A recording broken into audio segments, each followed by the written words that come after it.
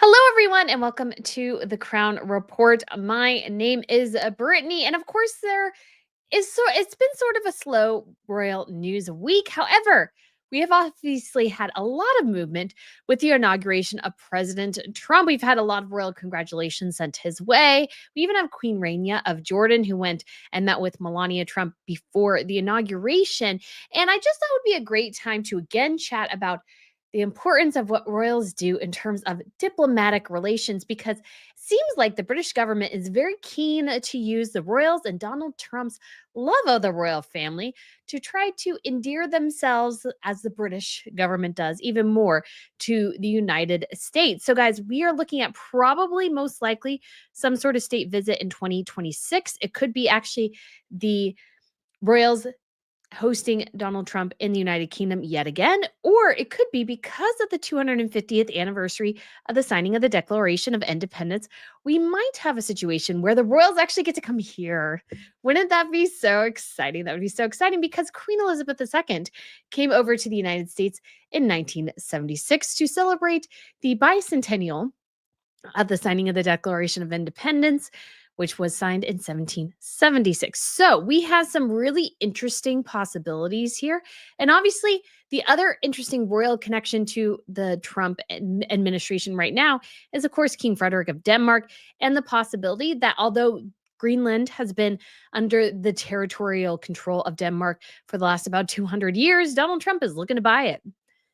I still don't quite get it, but it is an interesting thing in terms of the diplomatic relationship. And it'll be fascinating to see, especially because Frederick and Mary were just in Greenland last year, how things might be changing. And again, guys, this is not to get political, but royals have a very important role in their country, which is to sort of grease the wheels, you could say, to other powers, including the United States, of course. And royals have a very prominent role there and are going to be probably utilized quite frequently by their various governments because Donald Trump likes pomp and ceremony and royalty. So that might be very much something that we will see. So, guys, please don't pull this into a political direction. It is merely stating sort of the role that royals play. And we also have some updates in the case of Marius because he is back in Norway. And we have some even more expanding knowledge of perhaps what the royals knew when about particular situations and how Marius could potentially be abusive to his partners. And again, it pulls the royals into this malaise and I think raises very, very, very, very valid questions about parenting, about their discernment, about how resources from the government that are there to help support them as members of state were utilized maybe in the case of Marius. And so I think this once again just beggars the question and is just very, very important in just highlighting this increasingly complex dynamic and how it does reflect badly on the royals. So we will get into a little bit of that as well. And we have a royal lady who may join the military. We have Lady Louise, who has spent the last, I think, couple of years when she's been in university with the university like training corps. And she apparently may be on her way to Sandhurst when she graduates. So that's something very exciting because a royal lady has not served in the military since her grandmother did in 1945. So I find that very, very exciting. So, so exciting.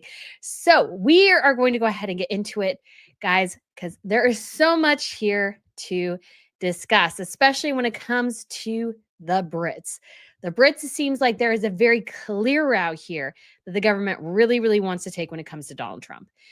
And I just find that super duper fascinating because obviously there's not a lot of love, I don't think, between the current Labor administration. I don't know, Labor government. That's how the Brits call it, which is more liberal, and the Donald Trump government. So you have some interesting things here, but King Charles obviously sent his congratulations, and this will be a common theme. The royals send their congratulations. And this is in part because Donald Trump, number one, he loves royalty. He just does. The guy loves royalty. And they're really hoping that his love of the royals will result in a better relationship with the United States because Donald Trump has made some clear indications in terms of what he wants to do when it comes to tariffs and things.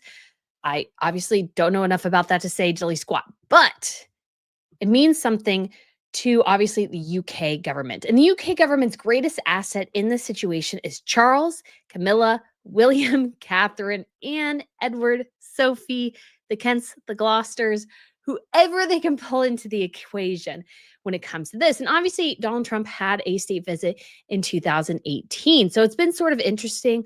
I think mostly because of the COVID situation, President Biden did not get a state visit, which is somewhat rare. Usually you get a state visit. Now, in a different situation, if Queen Elizabeth was still on the throne, he may have not gotten a second state visit. But because we have a new monarch, in addition to Trump returning as president, it does actually make sense to extend an invitation for a state visit. And in his personal message to Donald Trump, who he's known for like quite a few years, I believe, the note, which we don't know the exact contents of, essentially, quote, reflected the enduring special relationship between the UK and the US, because obviously we were once colonies of the United Kingdom. We decided to secede. There was a whole war about it. So we don't have royals here, but we do like a bit of the pomp and ceremony. Donald Trump, of course, is no exception. So there are already preparations underway to an extended invitation because we do have very competing, you could say, governments between the UK and the US.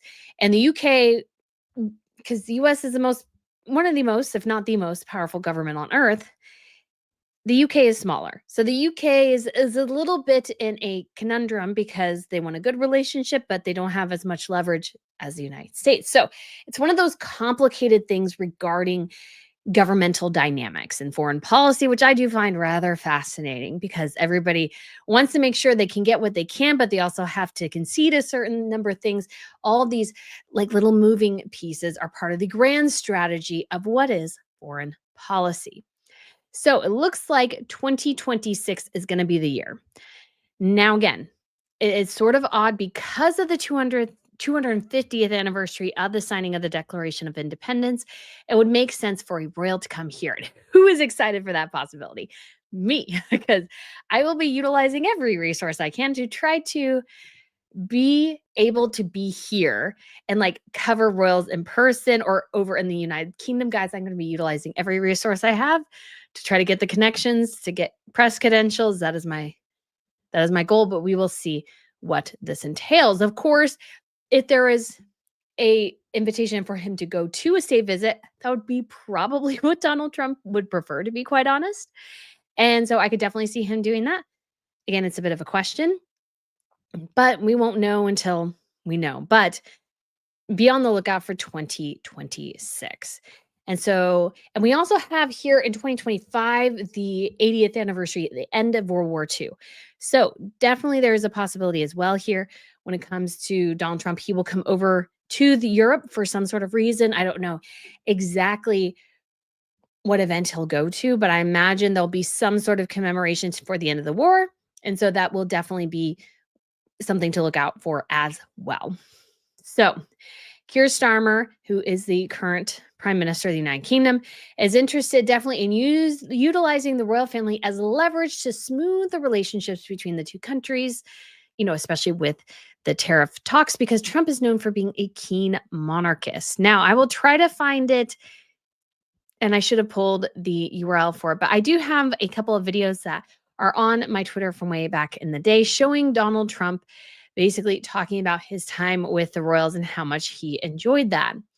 And Donald Trump previously obviously met with Prince William in December. So I don't know if that picture is here or not. Doesn't look like it is, but we do have some here. Here is Donald Trump with Queen Elizabeth there for his state dinner. And then you got the ladies. This was sort of a pre-dinner held at the U.S. ambassador's residence. As a reminder, if you don't know, ambassadors for major countries are not career diplomats. They're usually political appointees. So somebody Donald Trump is either friends with or wants to or whatever. That is who factors into this particular situation. So Donald Trump really enjoyed this whole process. So I imagine he would be keen to do it again. They also get to do it in Windsor Castle this time because, as a reminder, for the next couple of state visits, they will all be held in Windsor Castle as Buckingham Palace undergoes some major renovations. So different venue, different situations, all those sorts of things. It also depends when it comes to travel, because I see Wendy here said Godspeed to King Charles for recovering his good health and ability to perform duties. You're right, because when it comes to Charles in this particular situation, because he is still undergoing treatments, like he's doing pretty well. I do always find it a bit concerning that he's still having treatments. So it might be that he is unable to travel for that trip, and it might be Catherine and William. Because to be quite honest, the younger royals, they are the stars. It would be great if the kids came as well.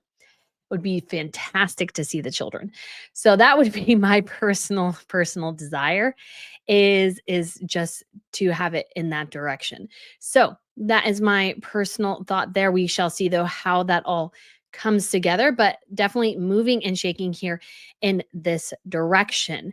But interesting to talk about as well though in this particular climate is what it means for Prince Harry. So we don't usually talk too much about Harry and Meghan on this program, but it is an actual interesting conundrum that you could say the US is in, because there has been a concerted desire to understand and know what Harry's visa status is. Now, I've been sort of mixed. I'm there's a part of me that sort of kind of doesn't care. There's a part of me that understands, yes, that if he lied, in particular, this is the allegation and why people are concerned, is that he acknowledged in his book his drug abuse. And if he lied about that on his visa form, then technically he should be kicked out of the country. Technically. So I don't think the administration will go that far, but many have speculated, and I don't think it's totally outside the realm of possibility, that the reason Harry did not go for his court case began today is because of concerns. Would he be able to get back into the country? I I think those are somewhat valid concerns. I don't know exactly, but there's obviously a lot of power unilaterally that the president holds. My suggestion, for what it's worth, to Harry and Meghan, which they probably won't take, but they should, is that it doesn't matter what you think about his politics. Stop trying to do the cosplay royal routine, because your leeway of doing that just died. If the two of them are caught sort of trying to play this cosplay royal stuff, I just don't think it'll go well for them. I don't think it'll go well for them. I think the Trump administration is going to absolutely hate that and just going to go, no, you can't do that, or just make their lives incredibly difficult. And depending on Harry's visa status, that could be really problematic.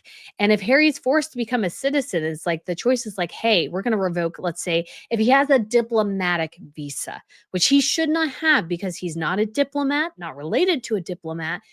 That's not his role. He left the royal family to pursue his own greed. He's no longer a diplomat. Then what would happen is that, and I sort of lost my train of thought. Darn, don't you hate it when that happens? But it would just be incredibly he would have to become a US citizen, and if that happened, then he would have to give up his royal status and title. Meghan probably is only keeping him around for that, to be quite honest. So that's a huge conundrum Harry is in and Meghan are in, to be quite honest, because they like, where is the there? They don't know. So they are in a big pickle. I would tell them to just stay away from all that and just actually try to work. Appears that's the one thing they cannot do, but it's a possibility.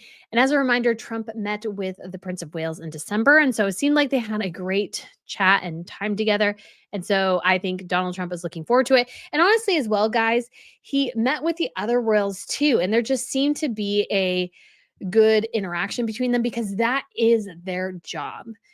They're not there to relay their personal politics and feelings. They're there to be diplomats. That's it. Neither here nor there. No matter what, they're there to represent their country. They're there to represent their people who have all thoughts and opinions on a matter. So what their job is to do is to make sure that even if they don't particularly like Donald Trump, they don't like his policies, they don't like his behavior, let's say, they don't like his language or whatever, does not matter. Does not matter in the slightest, because that's not their job to judge publicly that. Their job is to get, you could say, the best deal for their people, which means to just Do you try to get along, try to extend a hand forwards? That's that's what royals do. So that is just an interesting sort of a thing going on right now for sure with the royals, but we have so many other congratulations here from the various royal families. So I'm just pulling up one here real quick because the other interesting royal in this particular situation, of course, is King Frederick of Denmark. And so he sent a letter from Amalienborg Palace on the occasion of your inauguration on January 20th, 2025 as the 47th President of the United States of America. I wish to express my sincere congratulations and best wishes for yourself, your family, and for the people of the United States of America. So that is very simple message, but there's obviously some tension right now between the United States and Denmark because Denmark controls Greenland.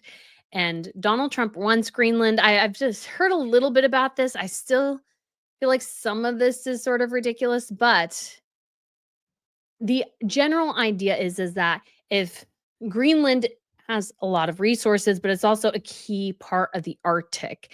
And in order to gain security over that, and that's always been sort of a thing like the Northern Passage, I think it was called, and everything. There's always been great interest in sort of navigating that upper region, that there could be a bit of a race between like China and Russia and the United States there. United States wants to control to Greenland.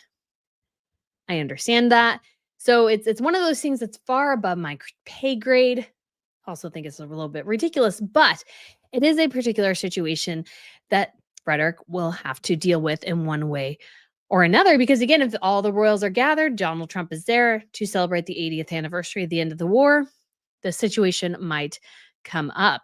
And it's something where Denmark, I guess, about 200 years ago, put this into some sort of agreement with the United States, and the US was just like, yeah, whatever. So, might have been not the smartest idea in the world at the time, but it is the sort of conundrum that we're particularly in. We shall see how that is managed because I guess Denmark or Greenland is somewhat open to the idea.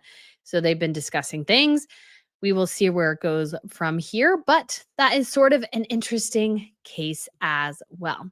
So, next we have congratulations from King Harald of Norway, who says, on the occasion of your inauguration as the 47th President of the United States of America, I send my warmest congratulations on behalf of myself and the Norwegian people, as well as my wishes for the welfare and prosperity of the American people. Again, very much well wishes to the United States and to the new president, because again, all these people will have to work together in one way or another. They are all part of NATO. That factors into this as well, because you got to remember the Scandinavian countries, especially, are very cognizant of the threat of Russia. This is why Sweden, Norway both have services that actually have a lot of young people trained in the military, which is very different than the States, very different than other countries in Europe, even. And so that these two countries especially have it done. Crown Princess Victoria right now is currently undergoing still more military training, doing basic military strategy class and those sorts of things. Ingrid Alexandra is up north. She's doing her own military training. Denmark, pretty soon, Crown Prince Christian will begin his military training. So, military and security are very much a part of these Scandinavian countries. So, the United States, of course, is a huge component of NATO. So, that is a particular aspect of it that they're still trying to follow. So, we do have as well King Carl Gustaf, who says, on the occasion, so I feel like they all start on the occasion of your assuming the high office of the President of the United States, I extend to you my sincere congratulations and my best wishes for your health, happiness, and for the well being and prosperity of the people of the United States. So, continuing with the well wishes, we also have King Felipe of Spain. And he's another interesting, you could say, no, I'm not I like not super duper interesting to be quite honest, but he is a gentleman who his daughter will soon be close to the United States as she undergoes her military training. So I shared this last week. I still think this is quite cool. This is Ronald Reagan with the now King Felipe. At that point, he must have been the Prince of Asturias. And so they are there meeting. Leonore will be in New York City, so she may go and meet with Donald Trump. And I know some people have complained about that. Again, Royals doesn't matter. They are there to represent their country, not their personal feelings. They are there to grease the wheels of this relationship. So it says from King Felipe, I am sure that during your new mandate, relations between Spain and the United States will continue to strengthen with the aim of promoting the well being and mutual prosperity of our peoples under the friendship that we have sincerely deeply built over time as loyal partners and allies. I reiterate my congratulations and take this opportunity, Mr. President, to convey to you the expression of my highest consideration and esteem, as well as our most affectionate greetings from Queen Letizia and myself to the First Lady and your entire family. So, another bit of well wishes there from King Felipe. So, again, very kind of him to do so. King Wilhelm Alexander of the Netherlands has also sent a telegram congratulating Trump, but we don't know the contents. It was kept private. But the government, through I believe it was the prime minister, did say the Netherlands and the United States have a strong historical bond, are close allies, and work closely together, both among ourselves and in international contexts such as NATO. I look forward to continuing this good cooperation with President Trump and Vice President Pence. On behalf of the cabinet, I congratulate them warmly on their inauguration. Now, obviously, same things would have been extended during the Biden administration as well, but since this channel and this particular program didn't exist then, we didn't have a chance to go over it. But always enjoy these type of things because it reminds me of sort of the historic roles that royals have always played. And we don't get to see that quite as much anymore because they're not the same movers and shakers, let's say, that they were a couple hundred years ago. And so they have this very much this different role where they're sort of muted in that they can't enact huge changes in policies, and yet they are still an important factor. So always fun to highlight these type of things and see how these relationships continue to grow and evolve. So let's move on to our next, which is King Hussein of Jordan, who said he's wishing President Donald Trump every success as he commences his second term. Congratulations on your inauguration, Mr. President. We greatly value our partnership with the United States and are committed to working with you towards a more prosperous and peaceful world. So this is a particularly important bit. And we do also have a picture of, and this is from Instagram, Queen Rania right here meeting with Melania Trump in Florida. So she said, Queen Rania, it was a great pleasure reconnecting with incoming US First Lady Melania Trump in Florida yesterday. So why does all this matter? This is particularly in light of the conflict obviously going on in the Middle East. Jordan is a key part of that. And obviously they're using the gentle persuasion that they have in order to make the case for probably most likely the Palestinian cause there and all the complications regarding thereof. So this is a lot of moving parts, and I'm sure Rania, who has commented quite a bit about the tragedies going on there, is trying to share her side and trying to portray the plight of the Palestinian people. Again, because she is actually Palestinian herself. So this is sort of quite the kind of competing interests, and again, everybody is doing their little things here. This is all, I mean, I sort of love it because it's all Machiavellian. Everybody's not in a bad way, is just trying to reformat themselves, because this is already, we've seen a radical shift in how the US government is operating. And so everybody's like, okay, the US government, for all intents and purposes, is a massive mover and shaker in the world. What it does really does matter. So all these royal families, these governments all have to sort of shift and refigure out what the relationship with the United States looks like. So this is very much a kind of reformatting, refiguring all these sorts of things going forwards. We shall see how this all comes into play. But so far, everything is looking, you could say, I guess, I don't know if good's the right word for it, but we're all seeing a lot of, I think, I don't know if you want to say positive, but we're seeing changes. We're seeing changes. We're seeing everybody, re-entrenching and going down their different paths. So I am excited to see what the future holds, because you never know. And I'm excited for more royal visits. That's always an exciting thing. It's more royal visits. So I'm really hoping 2026, guys, it's going to be the year Catherine and William, maybe and the kids come to the States. So I am really hoping that is the case, but we shall see if that happens. So, and we shall see what the future holds for Harry because it might be good news for him or it might be really bad news for him. And it all depends. Again, I would suggest to Harry and Meghan, it's just like, you know, keep a low profile. Just keep a low profile. Actually work. That's like the best. That's the best, I think, way to go about things. So that is what it looks like for all the royals and the new administration.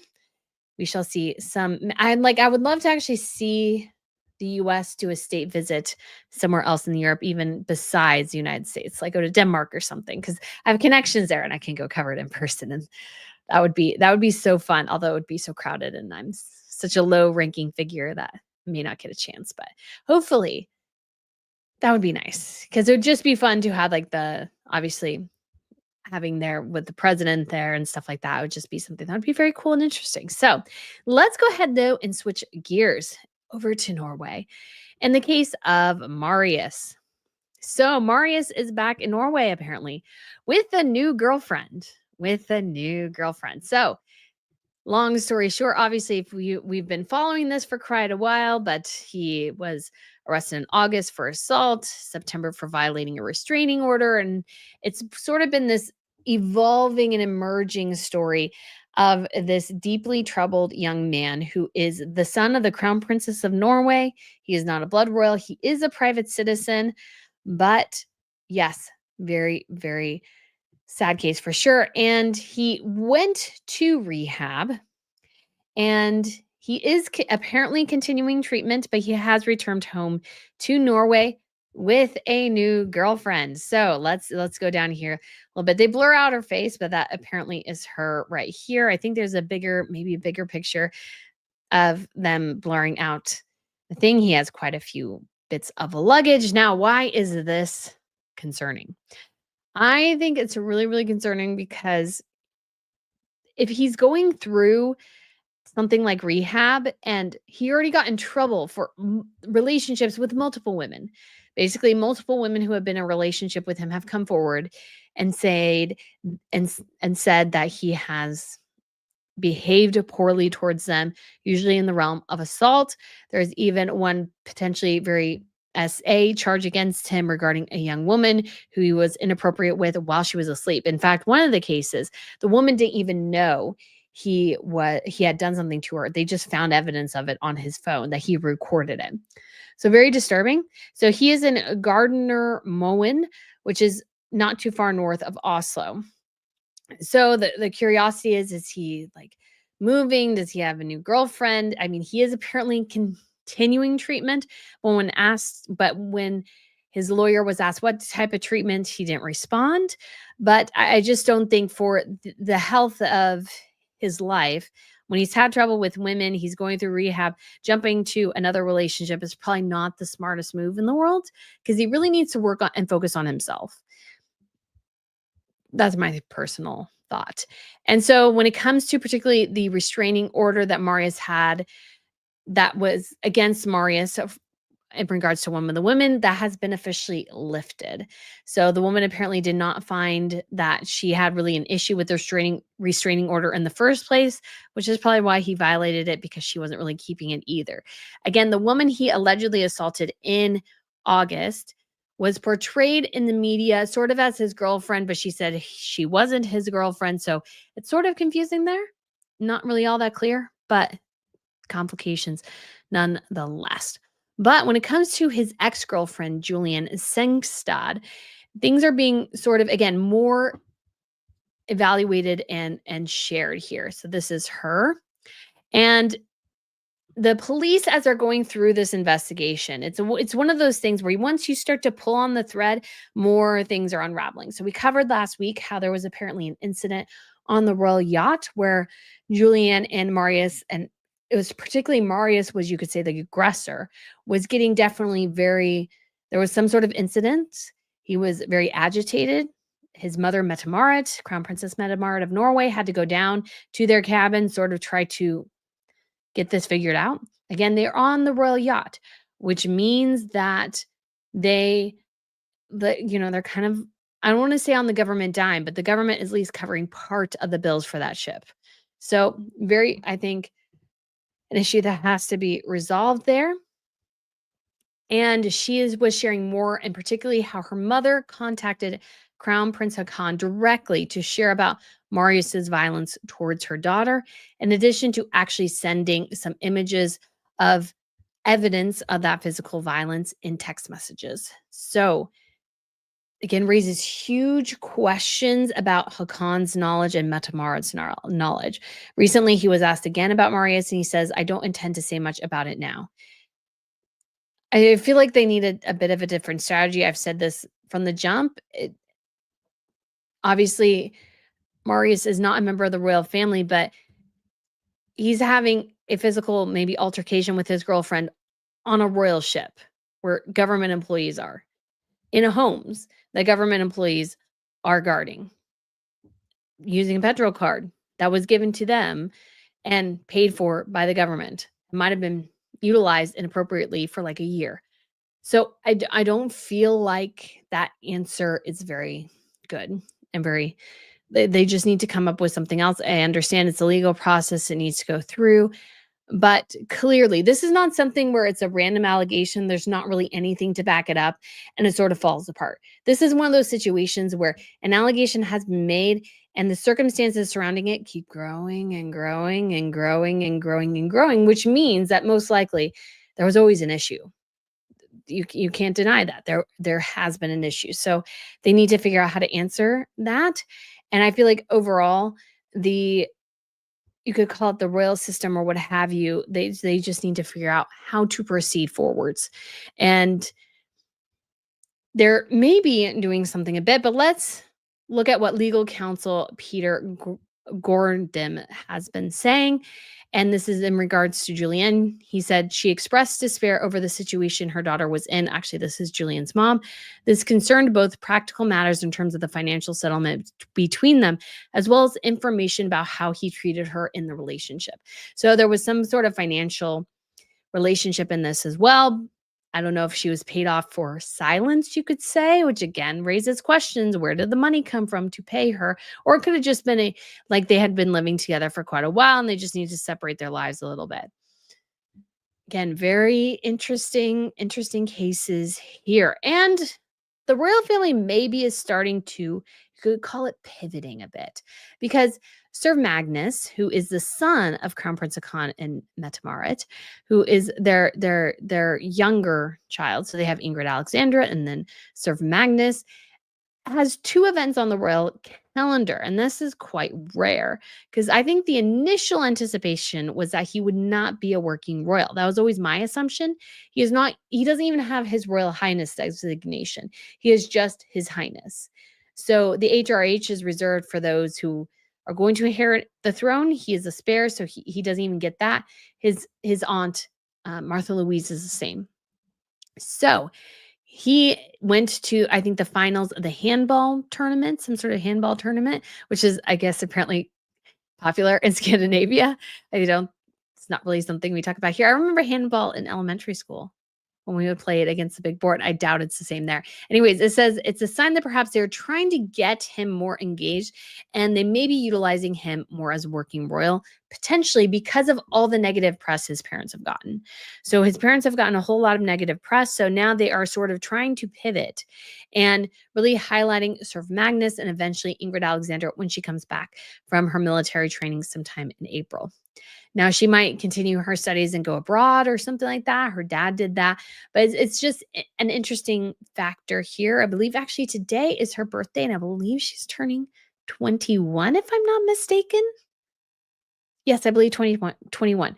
So again, very fascinating situation here for sure. So we will have to see how, again, all this plays out. But the bad news, I feel like, for Norway almost keeps coming, because although the surgery was successful, this is sort of common in people of a certain age. Queen Sonja received her pacemaker on Thursday last week, which means that both she and her husband, King Harold, have a matching pair. They both have pacemakers. And though she has previously, I would say very healthy in comparison to her husband. This is obviously concerning. She's starting to have a bit of her own health issues. She's in her late 80s. So is her husband. They're closing in on 90. So their health isn't great. And when it comes to the future of Norway, they are very much, I believe, remain popular and everything. But this is a sort of a dangerous situation because you can't have him abdicate and have the troubles go with him, as in the case of King Albert in Belgium and King Juan Carlos in Spain. The problem is with the next generation. So he was never planning on abdicating, but he almost has to stay longer because of the problems his son is having. So this is, again, a complicated situation, very sad. So many things going on here. So hopefully Maurice gets the help he needs. Hopefully Queen Sonia does much better. And again, it's just this, I feel like a very sad case overall. The case in Norway is just very sad. They were previously, I would say, one of the more stable royal families, but that is not the case anymore. And it goes to show you as well, always be ready. Things can turn on a dime. So I always say British royal family, you got to think about Harry and Meghan. Don't just think they're just going to go off into oblivion and do nothing. So different. So let's go on to a very exciting little story here, is that Lady Louise Windsor appears to be following in her grandmother's footsteps. So this is from, I think, the Daily Mail, and it's one of those ones that didn't get a huge article here, but I just sort of love this, as she might be the first female member of the royal family to serve in the military since 1945, and our grandmother. So it says that she might be heading in that direction after she has participated in the University Officer Training Corps at St. Andrews. And obviously that is the university where Catherine and William went to school and met. She has received recently basic weapons training, leadership lessons, and a course in navigating through terrain under pressure. So she's obviously there in her camo a bit. She's got a bit of the face paint or whatever on to help with that. So she is enjoying that. Her little hat also there. Well, her helmet, not little hat, says Windsor. So apparently she is set to graduate university this summer and then may go on to Sandhurst, which is where obviously William and Harry went to receive their military training. And the Daily Mail reports overall that Louise has loved every minute of being a member of the officer cadets at university. She's receiving basic Army officer training, excuse me, and is more determined than ever to serve king and country in the future. She fitted the officer training corps around her studies and has benefited hugely from the skills she has been taught. So I think that's so cool. I would love it. If she does, she is joining a long line of royal ladies who have recently joined the armed forces or at least spent time in military training. We have obviously Princess Leonor in Spain, who has been doing so much in terms of her military training. She's doing it for 3 years. We also have Ingrid Alexandra. We have Crown Princess Victoria, because I was like, we got to stick with the ladies here. Crown Princess Victoria. Princess Elizabeth has done some. I think maybe Princess Catherine Amalia of the Netherlands has visited a military base, but hasn't really done much military training. So I just think this is very cool. I think that is absolutely fabulous as she decides to pursue that route. I think that would be definitely very beneficial to the monarchy. It's kind of interesting because her father tried to get into, I can't remember which branch it was of the military, and he sort of petered out. So we shall see where this all goes, but I'm very, very excited for her. I think that is a really, really cool thing to do. And so much bravos in the way to Lady Louise. So next week on Monday, I believe it is, we'll have some really exciting, well, not exciting. Many royals shall go to attend the commemoration of the 80th anniversary of the liberation of Auschwitz. So a lot of royals will be there. Again, I considered going there and covering it, but because I'm not credentialed to a certain level with photographers, I couldn't actually see the royals and get their pictures. So didn't end up going, but it should be a very emotional time. We do have confirmation that Charles is going. I believe when it comes to in the Netherlands, William Alexander, Maxima, and Catherine Amalia are all going. I believe in Belgium, probably King Felipe and Queen Matilda are going. Most of the heads of states of the various royal households are going to this event. I think maybe Crown Princess Victoria in Sweden is going. I believe she went last time with Prince Daniel, because actually I remember pictures, I believe, from the 75th anniversary. And I remember seeing quite a few royals going and attending that event. Prince William will be hosting a event in the United Kingdom for it. So I think this is obviously very worthwhile for the royals to go and attend, and very much supportive of those sort of things. I've been to Auschwitz a couple years ago now, so it'll be exciting to share some of those pictures and share a little bit more about the devastation that happened there, because the only way you learn from history is to learn about it and to prevent it and in the future. So very excited for that. And another bit of royal news is that Queen Sofia of Spain was awarded the Order of the Golden Fleece, highlighting her 50 years of service to the crown. And so her son just awarded her this. It's the highest and oldest order in Spain. So very exciting, very sweet of him to honor his mother like that. Because even though Juan Carlos has left, and I mean, they're essentially divorced without being divorced. They show up together certain times and stuff, but they're not really together at the same time, because he's spending a lot of time. I think it's Dubai. She still lives in Spain. She's much beloved by the Spanish people. So a very wonderful decision on his part. And just for a historical date, because I happened to see this trending and I was like, ooh, King Louis the 16th was executed during the Reign of Terror today, over 300 years ago, 200, no, a little over 200 years ago, or 300. Anyways, don't know the exact years. That is my fault. But I did actually go to now I can't remember what it's exactly called, but the prison where they held a lot of the prisoners for, or you could call it the targets of the Reign of Terror during the French Revolution. So I went there and toured a lot of that facility, which was very cool and unique and interesting. And obviously it's a time as well. I think, learning from history is so good. And so I think what the French Revolution teaches us is beware of the mob, you could say, because things went so radically and there were so many people executed really for no reason. And if I had more time to look into this, I would come up with something better.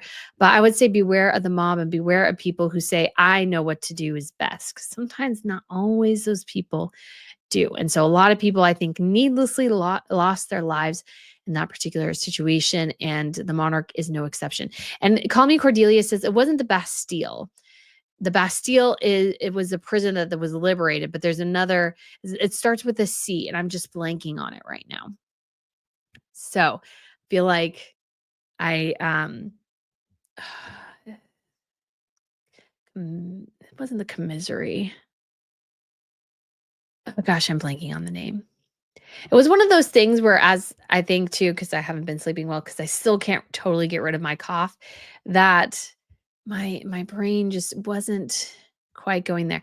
It's right next to the cathedral. It was actually the only way I was actually able to get on the island where the Notre Dame is if I went and toured this museum. So what happened was, because of the reopening of the Notre Dame, everything was just like that whole island where the Notre Dame sits in the Seine was completely cut off.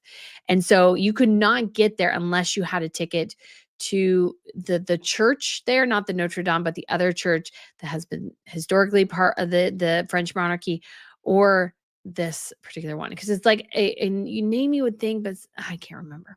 Anyways, so very, very interesting, but really cool as well to go there. I do have a lot of video from it, so I'll have to show you guys that at a later time, because we shall get into it, because I wanted to see where that was, because I thought that would be kind of fun. But guys, that is it for the Crown Report, a little bit shorter today. So I'll try to get through some of the comments pretty quickly, because I'm thinking, and I know not everybody will love this, but I believe I want to do a video on the inauguration fashion because I enjoyed watching that yesterday and today. So it was very British inspired. It felt very British inspired. So we shall check a little bit of that out. But just real quick, we have our members here, Lizzie B, and we have Chris as well, who has to miss it, but blessings to everyone. And we got Rosa here as well and Carol. So let's see if we have any questions or comments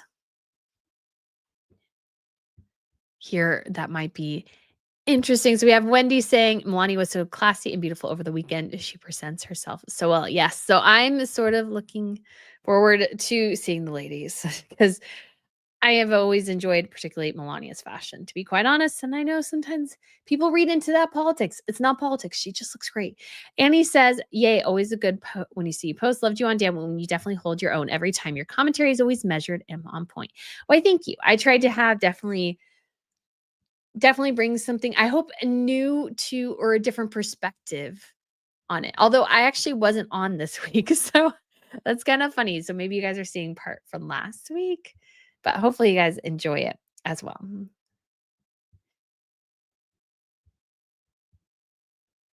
So Annie says, then you could cover the BRF state visit to the United States. Yes, that is what I want to do so bad. Patricia says, if not for politics, would the royals exist? Without their world significance, would they not be sophisticated Kardashians? I mean, you could say that. You could say that. Definitely when it comes to royals who are not members of an active working royal family, there definitely is sort of a aristocratic, you could say in high level influencer type aspect to them, but it is what it is. Marcia says, good morning from Melbourne, Australia. Love your independent commentary on the royals from around the world. Thank you. Thank you. So HK says, okay, you lost a subscriber. Monarchy is about being neutral. I was hoping that I never get to see politics on this channel. But unfortunately, you can't totally avoid royals and the politics. They're kind of together. And just talking about royals reacting to the president because that is their job. Their job is to not have political opinions. Their job is to represent their country. So it is interesting to see how they react to that because that is very important. So retired in name only says, is it possible Greenland may invite US to remove itself from one Air Force base located there if Trump becomes too annoying? Could be. No idea how that would go. But when it comes to the leverage, the United States has a lot more leverage. So you got to be careful. Kelly says, wow, I caught a live. I love all your royal coverage. BRF. Why, thank you.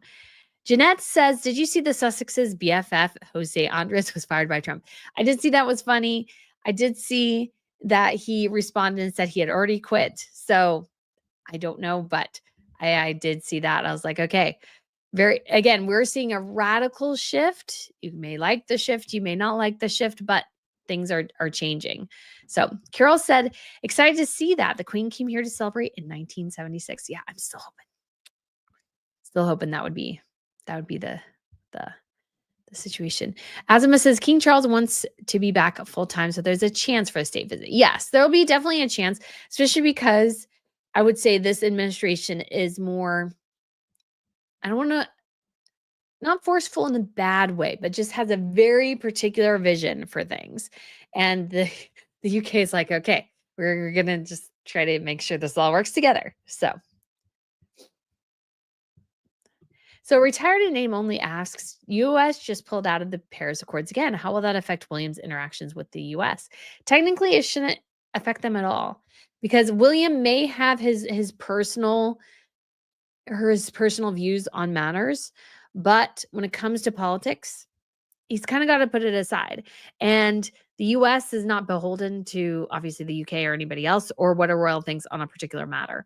So William might be personally disappointed, but he can utilize that connection with the administration or with Trump or whatever to a bit plead his case. Again, this is what good diplomats do. Just because you don't particularly like the person doesn't mean you just dismiss them and ignore them.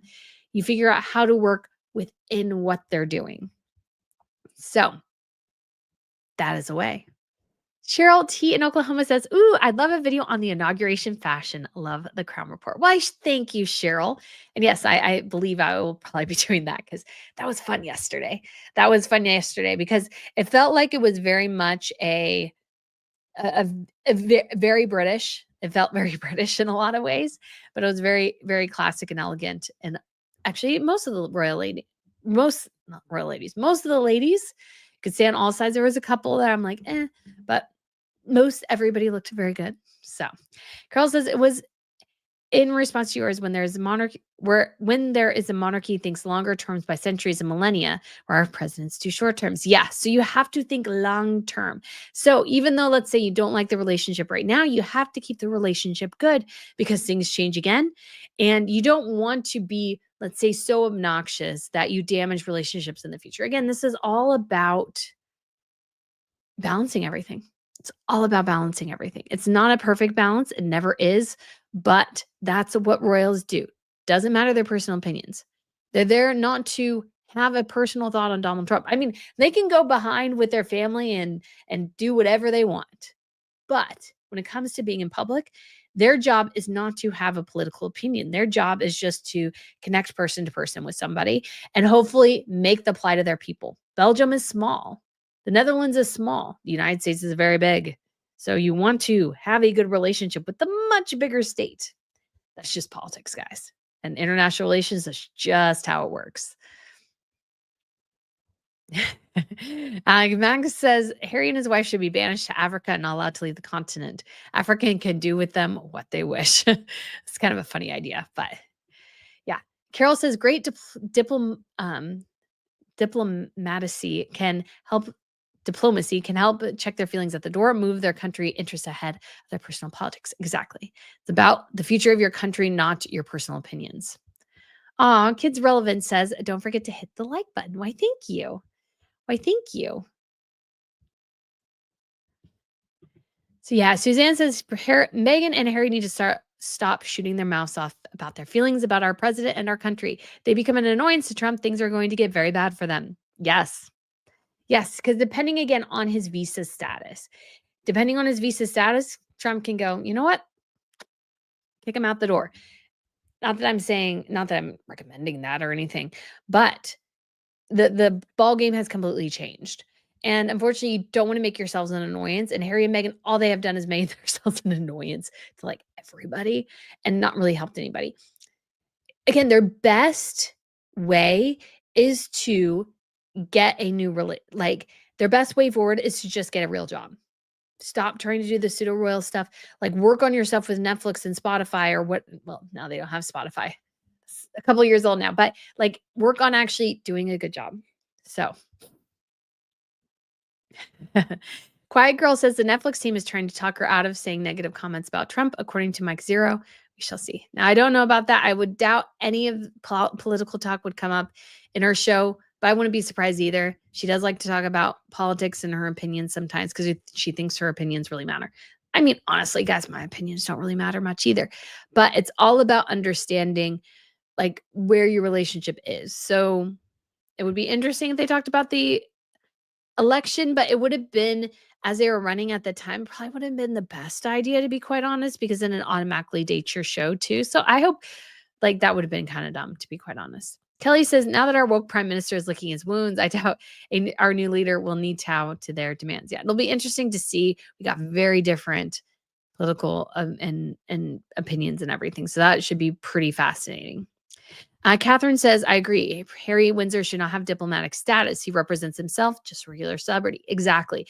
I do think the if he does have some sort of visa status, if it's anything that's diplomatic or whatever, like that should just be revoked. He should not have that. There's no reason for him to have that.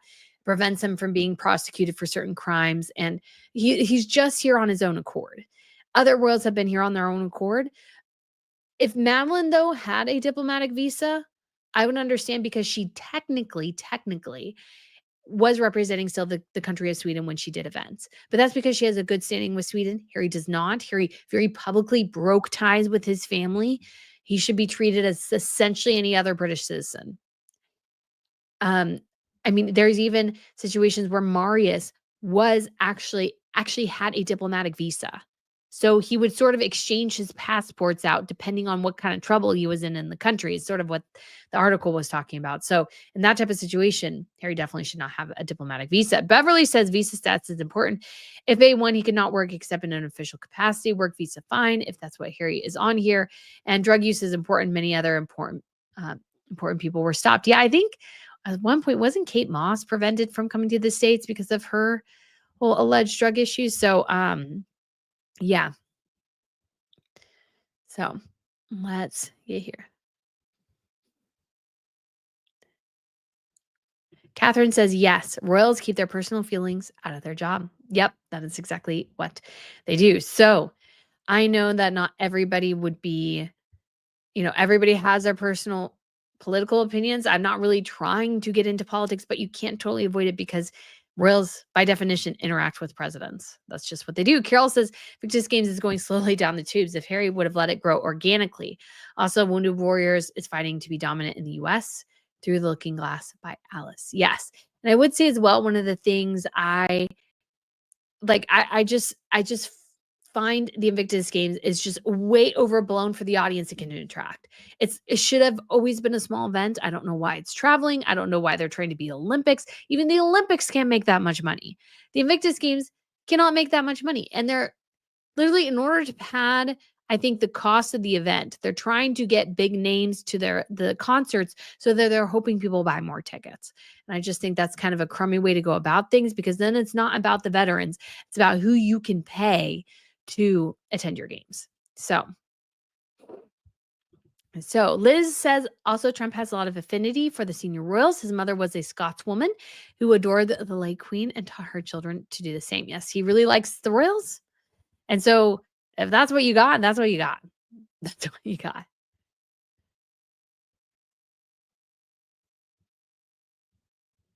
Laura, thank you. She said, I think that Trump is a shame for America and the world. However, I appreciate Brittany being so objective and always putting royalty into the historical political context. Why, thank you. Yes, I'm trying to not be political and just saying, hey, this is important. This is important. So Jeanette says, Brittany, in a recent interview with Dan Wooten, why did you pronounce Marchionnet instead of Marchioness? Probably because I did it wrong. I thought I got it right. I might have gotten it wrong. That's entirely possible.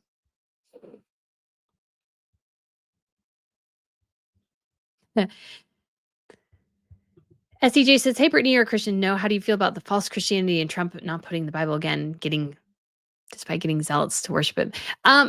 If you actually watch the video, the Supreme Court Justice, or the Chief Justice, actually started swearing him in before his family got up. So he didn't have a chance. He probably forgot. It's a tense moment. Kerfluffles happened. In fact, Obama had to be re-sworn into office because Chief Justice Roberts messed that up too. So Chief Justice Roberts just does not have a great track record of this. I guess he gets nervous. Guys, people can get nervous on a big international stage, let's be honest. So that's sort of what happened.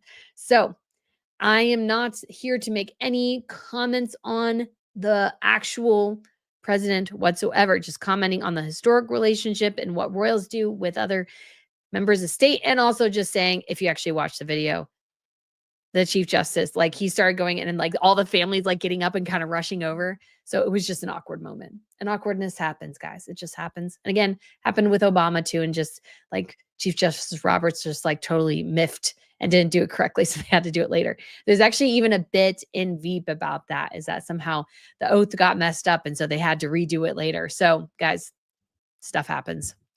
Amber says Greenland seriously wants to be part of the USA. Denmark is very, very heavy-handed and restrictive with taxes. Greenland wants to be free. I say we buy them.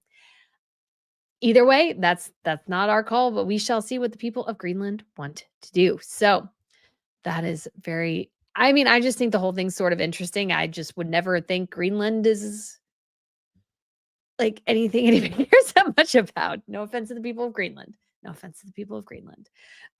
So I just was like, okie dokie. Okie dokie. Retired in name only says, I truly appreciate that this channel focuses on royals around the world.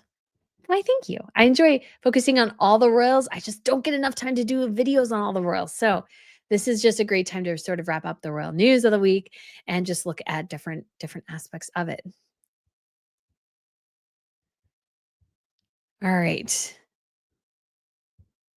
Let's keep it going here and keep seeing if we have, because sometimes it's like people having conversations and I'm trying to find something interesting. So I will say again, the fashion was lovely. Call Me Cordelia says, I thought Osha was just a lovely and poised. She was. The fashion was great, guys. Fashion was great. No politics, just good fashion. Just good fashion. Carol says her parents have done fantastic by Lady Louise. Her parents were brilliant turning down Prince and Princess. I think they were 150%. I think they 100% were. I think it was a great way to go about things. I think she's benefited massively from that. So, yes. All right. So, Through the Looking Glass by Alice says, it is so important for King Charles and Queen Camilla to go to the anniversary of Auschwitz-Birkenau. I am not sure who the royal was to go down there. Yes, I think it's incredibly important. Maybe Princess Anne went for the 75th anniversary. I should look it up and see because I remember thinking that's very cool. That sounds so weird saying cool. I love history and I love it when we remember things of the past because we need to not forget these things. So, um, hold on just one second. I was just going to see if we had. Yes, so this is just from the 75th, a couple of years ago. And you can actually see a couple royals in this image. So hold on here, guys, real quick. Again, we'll have more of this next week, but just a preview here. You can actually see quite a few. There's Queen Maxima, King Willem Alexander, and King Felipe, and Queen Matilda there at the Belgians. So I don't know. And actually, you can actually see Letizia and Felipe were also there, actually in a different picture here. So hold on. Just realized you can see them too. I just searched for King Willem Alexander because I was like, I just need one royal. So that we have Felipe and Queen Letizia. I believe that's the president of Ireland right there. You got also the other Philippe and Matilda right here. I don't know who that is. That's probably representative of the Netherlands. I'm not quite sure. So I think this is a wonderful event that the royals go to. I believe last time it was Crown Princess Victoria who went for the last time. Yeah. So Crown Princess Victoria went. So she may go again this time as well. So I'm so glad so many royals are attending this. I think this is a marvelous commemoration. That's a great little side note. Actually, Sweden was the country because Denmark actually evacuated pretty much all of their Jews to Sweden. So Sweden took on the vast majorities of their Jews. And so I think that is very cool because Sweden managed to remain neutral for the vast majority, well, pretty much all of World War II. I don't think anything encouraged into their territory, but I'm not sure. So anyways. Oh, the concierge. That's it. Call Me Cordelia. Thank you. The concierge. Yes, that is the place where the political prisoners of the Reign of Terror and the French Revolution were housed. So it's an interesting complex. I was thinking there was more to it, but it was pretty interesting. Stephen says he was in prison at the temple, so maybe I was wrong. But Queen Marie Antoinette was there for sure. Nika says, yes, please make a fashion video without politics. Yes. Yes, because everybody looked pretty much. There was a couple of exceptions. Most everybody looked good, though. Tanya says, would love to see a video on the inauguration fashion. It's just fashion, people. Don't overthink it. That is my thought, too. I was like, some people do way overthink it. I was like, guys, it's just fashion. It's just fashion. The fashion looked good. So Carol Ann Posey says, I'm always amazed how some of the ladies featured on TV yesterday were able to walk in 6-inch stiletto heels for hours on end. They must have a podiatrist on speed dial. Yes, I did always admire Melania's ability to walk in the grass in her Louboutins too. And I was like, dang, how in the world does she do in those 5-inch heels? I have no idea. She's wearing Manolo Blahniks yesterday, in case you were curious. But yeah, I was watching at least some of the coverage, and Donald Trump actually joked that her feet were killing her. So I'm sure she's like, no, don't tell people that. Like, part of the allure is that you think her feet aren't hurting her. That's like, I even think that of Catherine. I'm like, part of the allure is that she walks around all day in these heels, and you're like, how do her feet not hurt? And she's like, she must have some sort of like magical ability to make her feet not hurt. When inside she's crying because her feet hurt so bad, but she doesn't want anybody to know. That's at least my thought. That's at least my thought. So, anyways. So pardon me. I feel like that we've had a lot of cold weather, and I feel like it's making my cough worse again. So Diane said a great Crown report as always, Brittany. Why, thank you. Sorry we didn't have more. It was just, I don't think, a full week, because this is still the sort of the part of the year where everybody's still sort of slowly getting back into the swing of things. So it's been a bit slow. Madeline says, I think a fit on the fashion at the inauguration would be great. Both Melania and Osha looked stunning. They did. They did. Amber said, I love the gowns too. It's rare we get to wear one nowadays, but I love gowns. I want a fashion show from the inauguration. Please, please, please. Yes, I think we will do it because I'm excited about it. And again, guys, it's fashion. Yes. And it's kind of funny too, because you almost get to rib Meghan Markle a little bit, because Ivanka had both custom made Oscar de la Renta and Givenchy gowns, which were both exceptionally beautiful and intricate and interesting. And Meghan literally pays for a custom gown that is as plain as could possibly be. That is so uninspiring, so dull. Like, she literally paid Oscar de la Renta to make a halter white gown, just like her wedding reception one, except it was worse and more boring. And then her Oscar de la Renta custom made black strapless gown with nothing interesting about it for a Tyler Perry event. Like, come on. Anyways, Marjorie says, do you think that if both William and Catherine do state visits to the US, Harry will try to see him? Certainly, him and Meghan Markle are on a downward spiral at the moment. So it wouldn't be a state visit. It would be more of a, you could say, official visit, because Catherine and William, or I should say William, is not the head of state. So he can come in the capacity for a state visit. So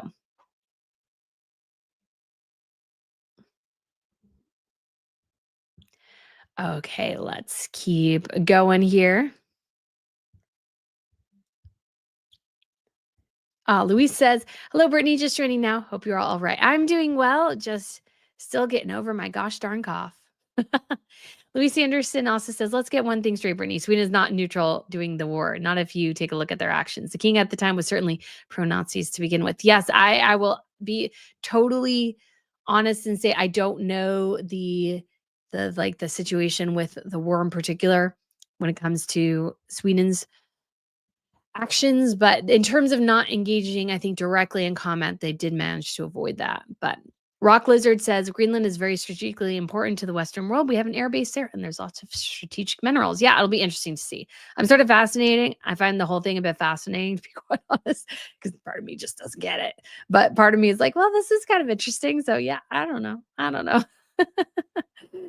So anyways, guys, Carol Ann Posey says, yes, Princess Catherine also walks around in those heels, smiling all the while. She's a warrior princess. She is, because their feet have to be killing them.